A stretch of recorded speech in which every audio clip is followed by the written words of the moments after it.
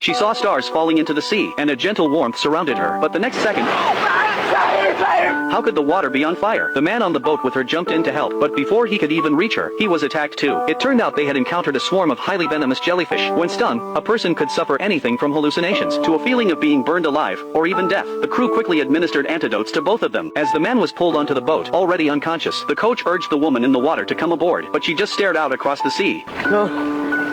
Bloody give up. This is a true story. Her name is Diana Nyad. At the age of 60, she took on a challenge unprecedented in the world, to swim across the Florida Straits without stopping, a distance of 103 miles, requiring nearly 60 hours of continuous swimming. In fact, she had attempted the same challenge 30 years earlier. Back then, she had set multiple world records in marathon swimming. She had hoped to cap her career with this ultimate feat and retire at her peak. But in the end, after swimming 76 miles, she failed. Perhaps it was the crushing sense of failure, or maybe it was disappointment in herself. After retiring, Nyad became a sports journalist, and never set foot in a pool for 30 years. In no time, she was 60 years old. Her life had shrunk to daily routines, grocery shopping, walking her dog, and killing time with her best friend, Bonnie. Then her mother passed away. While sorting through her belongings, Nyad came across a line. Life is only once. It's precious and wild. How do you intend to live it? That night, she dug out old videotapes from her younger years. Her quickening heartbeat reminded that her dream had never died. Nyad found her long-neglected swimsuit. The reflection of her out-of-shape body and wrinkled face in the mirror seemed to remind her that it was too late. But Nyad gathered her courage and went to the pool anyway, quietly telling herself it was no big deal. It was only 30 years. The moment she dove into the water, all her body's memories of the sea came rushing back. She gradually increased her training, rebuilding her confidence bit by bit. Before she knew it, she could swim for 4 or 5 hours straight in the pool. Excitedly, she shared her plan with Bonnie. Bonnie thought she had lost her mind. My mind has never been clearer. This is what I was missing when I was younger. I've got it now. The mind does not swim 100 miles across the ocean, right? The body does.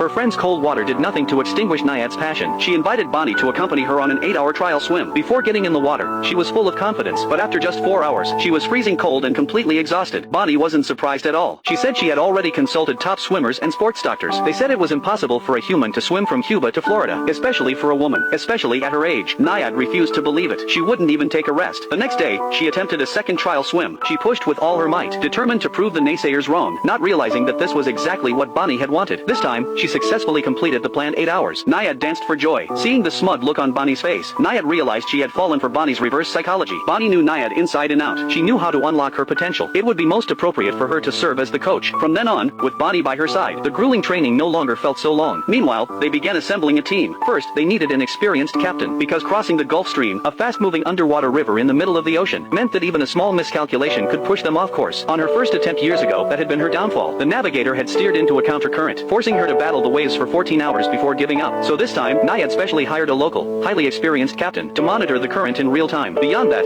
they also had to deal with the threat of sharks. Sharks don't usually eat humans, but they will aggressively attack intruders who enter their territory. Previously, the team had built a 12-meter-long, 10-ton steel shark cage. Fortunately, technology had advanced since then. A young man showed her the latest shark deterrent device, which worked by creating a small electric field underwater. Since a shark's snout is extremely sensitive, even a tiny electric current would make them turn away. That left one final critical issue: money. The challenge would cost $500,000. Nyad called around for sponsors, but no one wanted to invest in a sports star who had been past her prime for 30 years. In the end, Nyad and Bonnie had to mortgage their houses, betting their retirement savings on a dream. In August 2011, Nyad officially announced her challenge. The media flocked to cover it. People were inspired by her courage, but the skepticism was equally loud. Only 12 people in the world had ever swum continuously for 48 hours. And now, 60-year-old Nyad was aiming to swim for at least 50 hours. Could she really do it? On the day of departure, thousands of fans cheered as she swam out to sea. The rules were clear. The challenger must swim the entire distance alone and without stopping. Along the way, she could receive medical treatment, have her coach give her food and water, or float on the surface to rest. But she could not touch anyone, nor could she touch the boat. Any contact would end the challenge. At first, everything went smoothly. Nyad swam steadily through the first day and night. On the second morning, she felt pain in her shoulder. Bonnie called a doctor, who gave her some painkillers. But shortly after taking them, Nyad had a severe allergic reaction. It turned out the doctor had given her the wrong medication. Fighting through the discomfort, Nyad swam while vomiting, but her breathing grew more difficult, and her strength plummeted. To make matters worse, they ran into an opposing current. For every 2 strokes forward,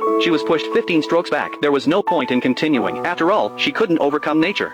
Nyad reluctantly got back on the boat, her heart full of regret. 7 weeks later, she launched her second attempt. Good luck lasted for 12 hours, until she was stung by a jellyfish, and that's when the scene from the beginning unfolded. As everyone knows, the botched jellyfish is one of the most lethal creatures in the ocean. But even as Nyad hovered between life and death, she still refused to give up. Bonnie was torn. Logically, she shouldn't agree to let Nyad continue, but in the end, she relented. Nyad was already 60. Who knew how many more chances she would have? By morning, her condition seemed to have stabilized. They were already past the halfway point. Everyone's anxious hearts began to settle, but fate seemed determined to work against them. Naiad was stunned by a second swarm of jellyfish. Before she could even be pulled onto the boat, she went into convulsions and lost consciousness. Everyone scrambled to haul her aboard. Naiad's breathing suddenly stopped. For a moment, Bonnie thought she was dead, but then Naiad suddenly took a deep breath and held it in her chest. She still thought she was in the water, maintaining the breathing rhythm of a swimmer. After waking up, Naiad obsessed over the jellyfish. She felt such a basic problem shouldn't have occurred, oblivious to the fact that she had nearly died, and to how deeply that had shaken Bonnie. Do you have any idea what that was like for me?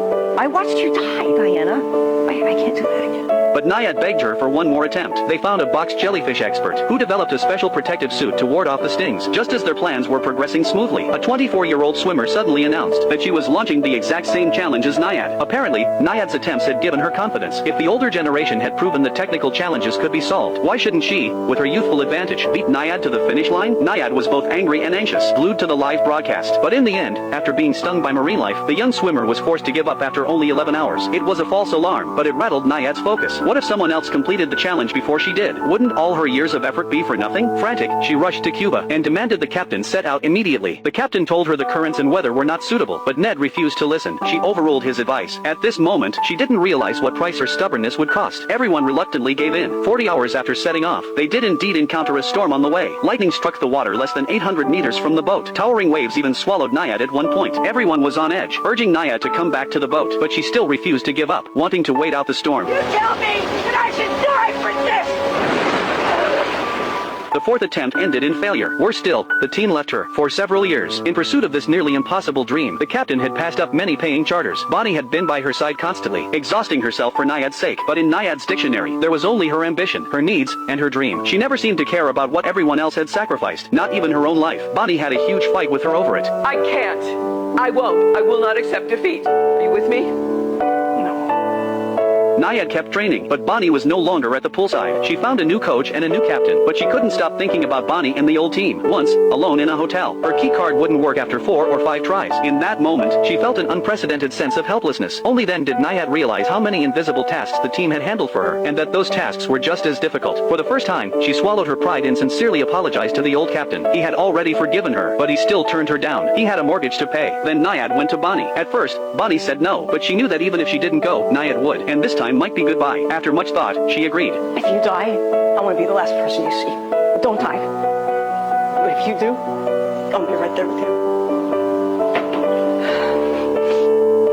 Bonnie brought the old team back together. To everyone's surprise, the old captain returned too. He said, "Our family is already broke. How much worse can it get?" On August 31st, 2013, Naiad launched her 5th attempt in 4 years. The beach was quiet, not crowded like the first time. 4 hours in, they ran into trouble. A menacing shark appeared, but the shark deterrent chose that moment to malfunction. The team members protecting her could only brandish sticks and stand between the shark and Naiad. If she got on the boat now, everything would be for nothing. The shark charged at full speed. Fortunately, at the last possible moment, the deterrent kicked in, and Naiad escaped disaster. The rest of the journey went smoothly. That night, Naiad put on her protective suit and mask, and safely passed through jellyfish territory. 30 hours in, it seemed even the heavens were moved by Naiad's determination. They encountered a rare tail current. Riding that current, Naiad quickly broke her own record from years ago, 83 miles. But then, she suddenly saw the Taj Mahal underwater. It was a hallucination brought on by extreme exhaustion. But this hallucination was harmless. Surrounded by beautiful schools of fish, she followed a golden brick road, and swam through the glowing dome of the Taj Mahal. The second night fell. In the pitch-black darkness, the captain spotted a faint light on the horizon. 12 more hours, and they would reach land. Bonnie kept encouraging Naiad. But on the morning of the third day, Naiad had exhausted every ounce of her strength. She floated on the surface, barely moving. Bonnie jumped into the water. She couldn't touch Naiad, but she could cheer her on with words. With Bonnie's encouragement, Naiad finally started swimming again. She was no longer swimming just for her own ambition, but for her friends' love, for the team's trust. Carrying everyone's hopes, she swam faster and faster. The horizon grew clearer in the distance. The media reported on Naiad's progress. Tens of thousands of people gathered on the beach, waiting to witness her success. They stood on the shore, chanting Naiad's name. The team had to form a protective circle to keep fans from accidentally touching her before the challenge was complete. The water grew shallower and shallower. When Naiad finally set foot on land, it had been over 50 hours since she had last stood. Now, standing again, she walked slowly and unsteadily. Naiad had lived up to everyone's expectations. The moment her feet left the water, Bonnie hugged her tightly. The crowd erupted. This woman, who had never shown weakness in the face of venomous jellyfish, sharks, and towering waves, now burst into tears. Time may weaken the body and dull the mind, but it also builds experience and tempers the will. If you see age as a cage, it will hold you back. But if you use it as a tailwind, it will push you forward. From the moment you decide to start, nothing is too late.